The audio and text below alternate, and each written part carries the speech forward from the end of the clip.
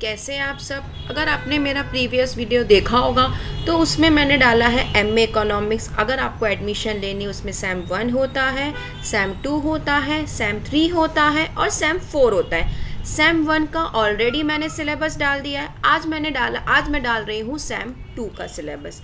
If you haven't subscribe my channel yet, please click on the subscribe button and hit the bell icon to get the notification about new video। Sam 2 में micro economics है, उसमें आपका unit 1 है, unit 2 है, unit 3 है and unit 4 है। अभी इसमें से मैं आपको इम्पोर्टेंट टॉपिक्स बताऊंगी। अगर आप एमए सैम 2 में हैं तो मैं आपको इम्पोर्टेंस बता देती हूँ। फर्स्ट आपको गेम थियरी एनी हाउ पढ़ के जाना है, उसमें से भी क्वेश्चंस आ सकते हैं। नेश वाला इक्विलिब्रियम पढ़ के जाना है, मेजर्स ऑफ रिस्क एवर्शंस पढ़ के जाना है, सब गेम परफेक्शन पढ़ के जाना है। अभी आप पूछोगे कि मैम ये तो हम पढ़ के जाएं, बाकी रिमेनिंग वो भी आ सकता है, बट ये चारों क्वेश्चंस में से आपको कुछ ना कुछ आएगा। एज कम्पेयर टू 10 मार्क्स में आएगा, 5 मार्क्स में आएगा, और जो रिमेनिंग क्वेश्चंस है उसमें से एमसीक्यूज भी आ सकते हैं। नेक्स्ट आता है ओलिगोपोली, मोस्ट इंपॉर्टेंट। ओलिगोपोली में फीचर्स आता है। कॉर्नर मॉडल बहुत इंपॉर्टेंट है, बैटरन मॉडल बहुत इंपॉर्टेंट है, ये दोनों मॉडल नहीं छोड़ के जाना। थर्ड आता है आप लोगों का moral hazards and Edward selections, ये भी आता है। असिमेट्रिक इंफॉर्मेशन आ सकता है, एप्लीकेशंस आ सकता है, ऑप्टिमल कॉन्ट्रैक्ट आ सकता है। तो जो जो चीज़ें मैं आपको बता रही हूँ वो आपके एग्जाम में 10 मार्क्स में या 5 मार्क्स में आ सकते हैं। जो आपके रिमेनिंग टॉपिक्स हैं वो आप लोगों को एमसीक्यूज में आएंगे या आप लोगों को ऑप्शनल्स में आ सकते हैं। नेक्स्ट आपका यूनिट 4 में आता है मॉरिस मॉडल, ये आ सकता है। विलियम्स मॉडल ये आ सकता है। Behaviour theory of the firm ये आ सकता है। फुल कॉस्ट प्राइसिंग प्रिंसिपल, ये सब चीज़ें आपको आ सकती हैं अगर आप एमए सैम 2 में हो। अगर आप माइक्रो इकोनॉमिक्स पढ़ रहे हो, जब भी आपने माइक्रो इकोनॉमिक्स का सिलेबस देखा, आप यूनिट 1 पढ़ रहे हो, यूनिट 2, तो जो क्वेश्चंस मैंने बोले हैं पहले वो कर लीजिए, उसके बाद आप दूसरे क्वेश्चंस भी कर लेना। उसके बाद आपको नेक्स्ट आपका सिलेबस का सब्जेक्ट है मैक्रो इकोनॉमिक्स। मैक्रो इकोनॉमिक्स में भी सेम है, यूनिट 1 है, यूनिट 2 है, यूनिट 3 है, यूनिट 4 है।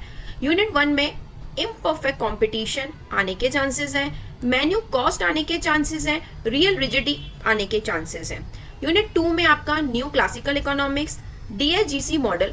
आपको पता है जो भी मॉडल्स होते हैं, जो भी थियोरीज होती हैं, ये सब चीज़ें इकोनॉमिक्स में बहुत इंपॉर्टेंट होती है। दैट्स वाई ये चीज़ें जब आप इकोनॉमिक्स पढ़ रहे हो तो ये चीज़ें आप छोड़ के मत जाना। नेक्स्ट आता है गवर्नमेंट बजट कंस्ट्रेंट। थर्ड आता है Keynesian economic, disequilibrium, anti model of inflation.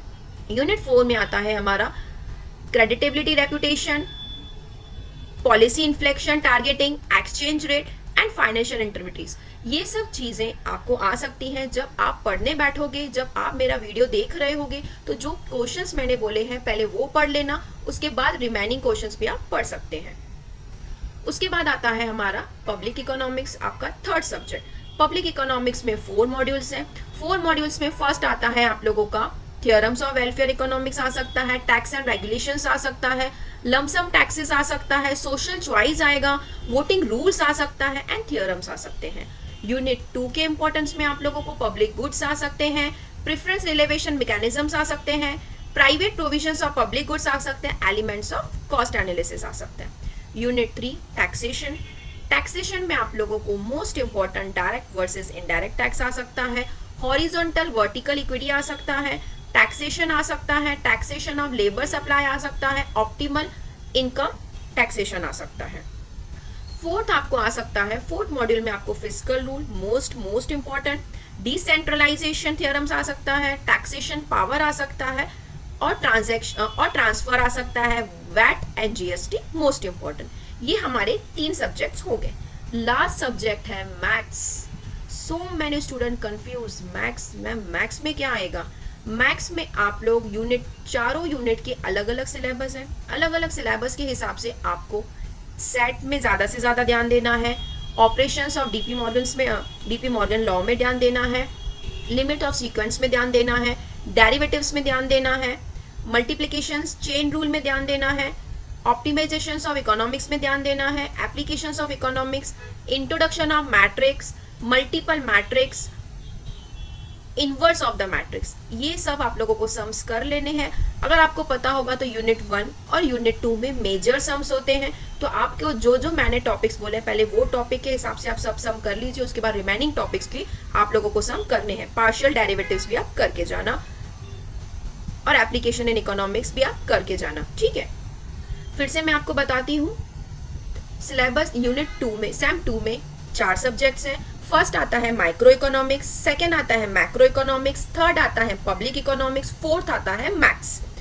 चारों के जो भी मैंने इंपॉर्टेंस दिए हैं, आप पहले वो क्वेश्चंस पढ़िए, जो रिमेनिंग क्वेश्चंस हैं वो भी आप करके जाना। आपको पेपर पैटर्न के हिसाब से आप लोगों को 5 मार्क्स के, 10 मार्क्स के क्वेश्चंस दिए जाते हैं, 7 मार्क्स के दिए जाते हैं, 8 मार्क्स के दिए जाते हैं, उस हिसाब से आपको सब क्वेश्चंस करने हैं।